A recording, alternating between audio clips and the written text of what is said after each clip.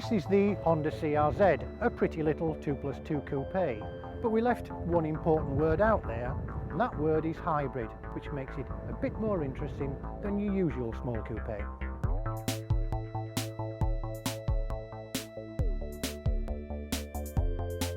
Under the low bonnet there's a 1.5 litre petrol engine and an electric motor. Together they produce just over 120 horsepower. No great shakes alongside, say, a Volkswagen Scirocco or a Peugeot RCZ. But that's not the point.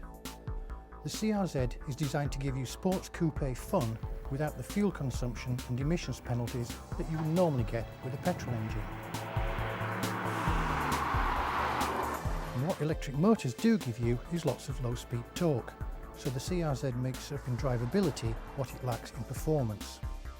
The fun comes from the way it feels.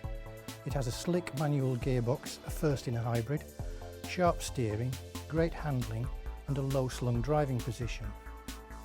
There are 3 driving modes: Sport if you feel frisky, Eco if you've just had a particularly nasty tax bill, and Normal for when you're feeling, well, normal. There are the usual coupe drawbacks. You can't see a thing out of the back of it, and the rear seats are largely useless. Best just fold them down and use them as extra boot space.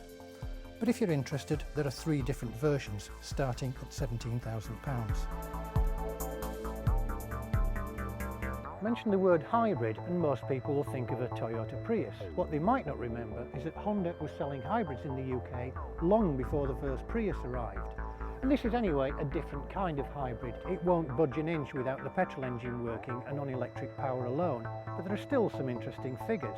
56.5 miles to the gallon, 117 grams per kilometre CO2, so it's very low on taxation and free to drive into London because of the congestion charge. And it's the same insurance as a Honda Jazz. I can tell you now, it's a lot more fun than a Jazz.